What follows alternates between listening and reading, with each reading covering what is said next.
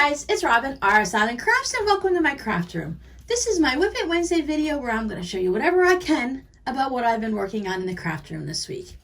I say it that way because I have gone back to do some of the Christmas gifts and work on those that I didn't have time to finish. And unfortunately, yes, I still want to keep them a little bit of a secret, but I'm getting so close to being able to mail them out, and then you guys will be able to see everything. You have already seen this bag. This is from last Friday's tutorial where I turned two crumb blocks into the drawstring bag. I really do enjoy the way this turned out. I really like it. It doesn't add a lot to the ability to fold it up and store it, to keep it in my purse and not have it to be too stiff, yet it still makes it nice and usable. So what I need to do now is I want to go back and watch some of my crumb series to see if I made very many projects. I want to think that maybe we made some quilts, but I know we made some quilt blocks with the string quilts. I just can't remember what we did with the crumb blocks. So I'm going to go back and check it out, and then if I didn't make very many things, then we can go ahead and start making some more actual projects using those crumb blocks, because this year I really want to get into the scraps and not how to sew them to the calculator tape and how to turn them into string blocks and crumb blocks, but more of how to take those items and turn them into something useful. Now I just tell you guys, hey, when you finish, go ahead and just use it however you want. 12-inch block, do what you want with it. But it seems some of you have a little bit of a visual disconnect where you're having a hard time visualizing how you can use it in other projects. So to help everyone out and to use up some of my scraps, because it's been like a year since I made these, my scraps, my little shoe boxes are full again. So I need to go ahead and use those up. So then we can go ahead and make some more fun things. So crumb blocks, we'll go back into that. We're gonna get into the calculator tapes. Speaking of, I have made some. If you follow me over on Instagram, you might notice that I'm starting to do more Insta stories over there on Instagram TV. Your Insta stories have to be less than like a minute or minute and a half, but you can do the IGTV and have them be longer. So I've been doing like 5 to 10 minute videos of whatever I happen to be working on or something that's going on. So I've been putting those up. They say if you want to get to know your community more and to be more out there, that you should do more stories. So I thought, well, that's a great way to connect with you guys and show you a little something without having to go through a big video and edit it. Because over there, you're just going to get it raw. There's no editing involved. It just is what it is. So I took some of the leftover plaid. If you've been here for a while, you've seen that I made my son Robbie, which I seem to talk about him a lot, but just because some would say he's my favorite, some would say Miranda's my favorite, and some would say Justin's my favorite. And you know, I love all of my kids, and they all have a place in my heart. So it depends on what I'm working on. Robbie just likes to have socks made, and Miranda and I hang out a lot, and Justin and I have a different connection, and it's more with cooking and stuff. Boy, that boy loves to make things with hot sauce, let me tell you. Which is strange because my stomach can't handle any of that hot sauce. So anyway, I took the leftovers from, these used to be Robbie's shirts. He wore a lot of plaid shirts in middle school and high school, to the point where they called him Plaid. That was his nickname. He also wore those plaid, almost like golf shorts in a way. So I took the leftovers from his quilt, which were cut from his shirts, and I went ahead and sewed them to the calculator strips. So I got 1, 2, 3, 4, 5, 6, 7, 8, 9, 10 of them. And I'm going to go ahead and use these in a few different projects. I was thinking things like some type of storage containers, some, you know, the round bowls, the square storage containers, like they're like little totes, but they're, you know, it's kind of square. And words are not my friends today, apparently. Oh, and then some like project bags and stuff like that. So I went ahead and made a bunch of these, and I was showing on Instagram how to take the papers off and everything. So I did remove all the papers. I'm just going to go ahead and store these in my other favorite storage, which I know it's not always the best thing for the environment. You're supposed to work away from plastic, and here I am. I have shoe boxes, and then I store these in little Ziploc bags. I am very careful in everything else. I recycle, I reuse, I save papers and stuff like that and turn them into new things. you know, use them for little notepads and stuff like that. But there's just a couple things that I really need to still use. And unfortunately, those are the things. But now I use my Ziploc bags in the craft room. I use them until they're falling apart and almost dead. I'll even put tape on them to keep them going. So what I'm putting these in was probably a Ziploc bag that was sent to me when I was doing swaps and I received blocks in it. So it's been getting used over and over again. So at least I'm reusing, if not always recycling. I finished and blocked my dishcloth. Look at this one, it's a little bit better. Now, I did not make any special template or anything, just because I wanted to get this one done and I didn't want to deal with template making. I just went ahead and I laid my ruler down, my 6.5-inch ruler, and I pinned my dishcloth onto my ironing board all around it so that it kind of went to that part. You know, it's not exact and it's not perfect, but it is a lot more square than they usually are. So I'm still going to think on what I'm going to use. I think I'm going to have to get something like template plastic, aren't they? Something you can iron on. Maybe if I pin it underneath or something. I don't know. I will work on it and I will figure something out, even if it comes down to just cardboard with tinfoil on it. And because I have finished this one, I have started on the next one. I did receive this yarn as a Christmas gift. It is the Sugar and Cream, and this color is pink camo. And it's kind of strange because when I first started working on it, I'm like, ooh, I like pink and gray. It looks really nice together. But then I took it out into the living room and started working on it underneath a different light. And I realized that this isn't gray, these are green. And I'm sure you can see that probably now, but it depends. I guess it was the time of the day I was working on and the light I was under. But the green is still nice, I like it. But I would really like pink and gray because I was thinking it'd be a really nice sweater. Not necessarily this yarn because it's a little bit too crazy. I was thinking more along a bit of a stripe or something. But yep, I'm working on that. I am at the decreases, so I am halfway done. This one, I will probably get 3 full dishcloths out of it because it's much larger than the ones that I was using for this. And I still have this in the same bag that I've been using all along now for a few years. When you make something well, it's going to last for a long time, right? I have finished both of the boys' hats. Let's see. Well, this one, it was just, I think we were just getting ready to put the pom-pom on. You'd already seen this one finished. And this one was up here, or vice versa. No, this one you'd already seen that was finished because I was worried about hitting the black. This one was here the last time you saw it. So now this one is finished also. And you could see where it has the little ridges. It doesn't show up as much on this one as it does on that one.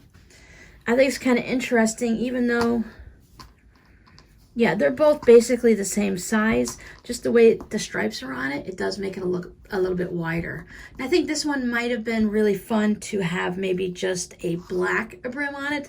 But I'm you know, just talking for future and stuff, that I thought it was really fun. I did wait today to record to make sure I got the pom-poms done. I just pulled the yarn for the next colors, so it just stuck with these nice light colors. At first I thought, oh, well, I don't have any of these colors in it. But then I realized with it being on top like that, it looks much better with just having the orange and the grays with a little bit of that red pink coming in. The oranges and the greens with a little bit. I got gray on the brain today. So these can go now. My daughter can take them to her friends. I saved the foam from those hats that I was making with the little stuffed animals on the top, the Santa Claus and stuff. And I went ahead and just tied their pom-poms on like this. I thought it might be fun too if the mom wanted to. She could put this pom-pom on that hat and, you know, trade them off. Take them off if they need, well, they're probably going to need to be washed. You know, they're little boys. So if they ever need to be washed or whatnot, she can take it off, or if the boys don't like it. And if she wants them permanently sewn on, she can just send them back to my house and I'll go ahead and just weave in all those ends and get it sewn in for her. But those are done and I love the way they turned out. I think the boys are going to be cute in them. I will be picking up little bits of pom-pom fuzz from my room for a long time because it always gets everywhere. I might have to start making pom-poms outside. I don't make them very often, so it's not too bad, I guess. I have went back to working on the green shawl, the little raindrop shawl. Thankfully, I had finished a row. I I haven't put too many rows onto it. I just only put about 3 or 4, maybe 5 on since you last saw it. But I am up at the top part. It's going to start shrinking down. I have to do like 69 rows, I figured out. And I've only worked maybe 10 or 12 of them. So it's still got quite a bit left to do. And I'm guessing that I'm going to be using up all of the yarn, or pretty darn close to it. Of course, with just this little bit amount, I am quite worried that I'm going to have enough, but that's just my normal paranoia. This is my favorite side, but it is the wrong side. You can see the way that is looking. Let's see if we can get... Now, you're seeing it, it's a lot lighter from what you're seeing through my phone, but this is a darker green. It's kind of interesting because when I'm holding this here, this looks a bit lighter than this when I'm looking at it, you know, face to face here. But as you knit it up, it comes into the darker color. It's kind of interesting.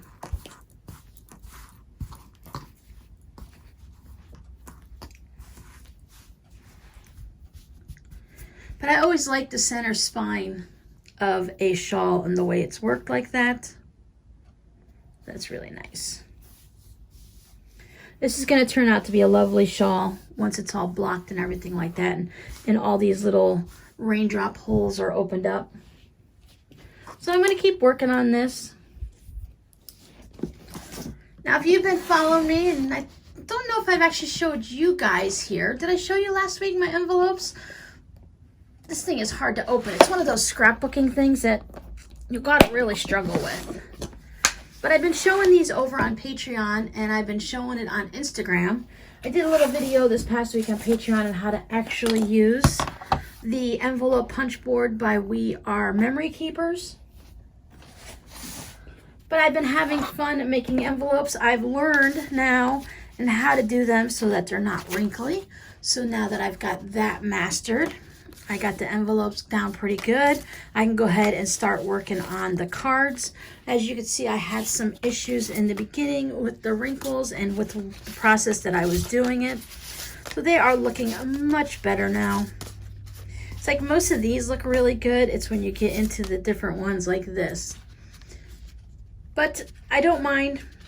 And I know if I send it to you guys for one of my friends, you guys aren't going to mind a little bit of a wrinkle.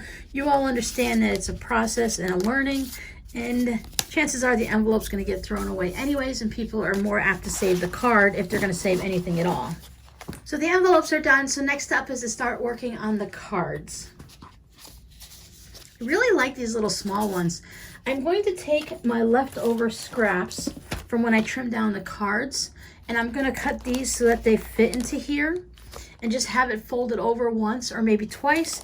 And these are going to be great to tuck in when I sell items, or if, like I say, when I go and send out the actual presents I was going to send for Christmas that weren't finished yet, and they'll probably get them for Valentine's Day. I can put a little note in here and tell the little story about it, and, you know, apologize for being so late and hope you enjoy it. And it'll be just a little card tucked in without having to have something big, because these are great for going through the mail. But the smaller size, or anything smaller than between here, these two, I think it'll be great as a little tuck in a package. Plus, when I'm doing the little ones like this, I can actually make these with the scrapbooking paper, like this paper, because it doesn't have to be so sturdy if it's going to be going in another package within an envelope, you know, a shipping envelope. So I cleared out, I had a Pat Sloan quilt along, maybe from 2017 in here, that I never quite finished, but I kept everything together, the different fabrics I was working on and the blocks that I finished. I think at this point I may or may not, probably will not finish it, so I might just go ahead and sew them together and turn it into a wall hanging or a lap quilt or something, just to get it all finished so I don't have these blocks just hanging over my head. And the next thing I need to pick up for card making and such is one of those paper cutters. Not the big old guillotines, that's a bit too much for what I need. I just want one of those little, they're like this wide, and you have the little slide and it just cuts the paper for you. See, I don't know if because I bought Michael brands or if this one's just wrong, but it's always so hard to close. There, that's closed, and now I can go ahead and put it away. So one of the other things that I can't show you that I worked on, let me see if I put a picture up here, if you can even see it.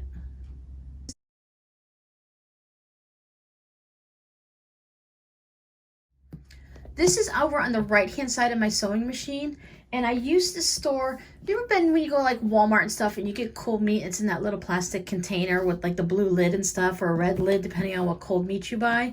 I had been washing those when the kids were still living at home. We went through a lot of cold meat for their lunches, where they took them to work or they took them to school or just had them at home.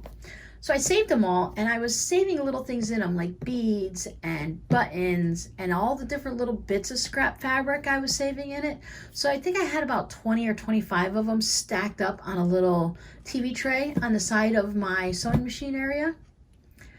So I went ahead and I cleared all those out. I combined them all into one shoebox container, put some in my little Ziploc bags to separate it if needed. Got it all dusted and cleaned out. I had soap making stuff over there. It was just a mess, and it was an easy spot to just plop things down, and it just kept getting higher and higher. So as you can see, if you were able to see it all, it's nice and cleaned out. I've got that organized. Now I have a shelf that was right next to it that you might have been able to see a little bit about it. It's a bookcase. I want to clear that out, and that's going to go into my second craft room, where I've been trying to store all my extra supplies and stuff so that they're not cluttered up in the craft room. Because eventually what my goal is I want to get an old dining room table. I prefer not to get one with like the laminate top. I want to be checking out the different thrift stores and garage sales and find a nice sturdy wooden table, because I want to replace this flimsy little, basically it's a card table, just longer. It's one of these $25 specials from Walmart from about 15 years ago. It's not very wide. As you can see, it's not very wide. My 18-inch cutting mat fits on it, so it's about 18 inches wide. But what I want to do is to be able to do videos with you guys and to do live videos where I can sew at the same time. This table is way too flimsy to put my Juki on. That Juki has a metal motor, and that thing weighs a lot. And I don't want to be moving it from my desk to over here, because this is my cutting area, I have my sewing area, and I have my ironing area. But I thought if I cleaned out this room and got a nice decent sized dining room table without any of the leaves in the center, so it's just big enough for me to do what I need to on it, then for find one at a good price instead of trying to build something myself, or to I'm not going to do IKEA or something like that, because it's just I don't want to spend that much money to bring something into the craft room. Plus, if it's an old dining room table, if it gets glue or paint or it gets scratched up or anything like that, or I hit it with the iron by mistake and a wooden table like that's not going to warp. So I don't have to worry about those things. I can actually use it as a workspace, and it won't have to be pretty. Now those IKEA areas, those are great for storage and stuff, but I know how I create and craft, and I need something that I can get wet and I can just kind of be harsh with it and not worry about it. But that way I can keep my sewing machine on here, never at the same time of water, of course. And then I can use this table for, doing like the wet felting and stuff like that. That's going to be coming up soon. I ordered my wet felting stuff from Etsy, and it should be showing up sometime this week, hopefully.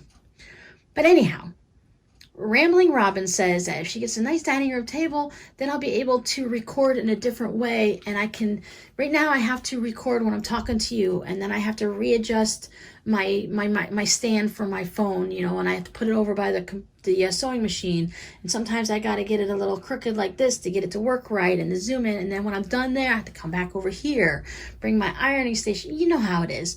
You guys have seen a lot of different parts of my room. It's only 10 by 10. But there's a lot of maneuvering going on if I want to do an actual sewing video. So I love Bonnie Hunter's Quilt Camp, and how she just sits there and does some type of simple sewing while she's chatting with everyone. So I thought that would be really fun to do a live stream where I can get some sewing done, but at the same time we can chat. I don't want to put I'm recording on my phone, and if I put it all the way across the room, I have to be all the way across the room because the fan above, you can hear the if I put the phone too close. So I have to put it across the room and zoom in and then hope you can still see. So I thought if I get a nice dining room table, then I could figure out a way to put the tripod a certain way. You know what I mean. We can have some fun and figure it out, because I really want to start doing live streaming. I've got it all figured out here on YouTube. I've got some help coming for me on Patreon, so we can start doing it over there too. But yeah, so I want to start hitting the thrift stores. Garage sales, we are in tourist time right now, so there are going to be more garage sales coming up between now and April. Usually February and March are really big time because it's not as cold. It's not very rainy, so a lot of the garage sales are happening. So I'll have the car fixed. I'll be able to travel around the town a little bit. I can actually fit a decent sized dining room table because my vehicle, I have a 2015 Dodge Journey, so it has the bucket seats in the front, bench seats, and then it has a third row seat also. Now the third row seat falls down flat. Underneath you can't see them at all. And then the second middle row will fold down, you know, just bend forward. So I should be able to slide a dining room table right in there. I'll just start carrying around a tape measure and I'll know the size of my vehicle and what can fit. And I'll just measure everything. And hey, I mean, I could probably just take the legs off if I have to, right?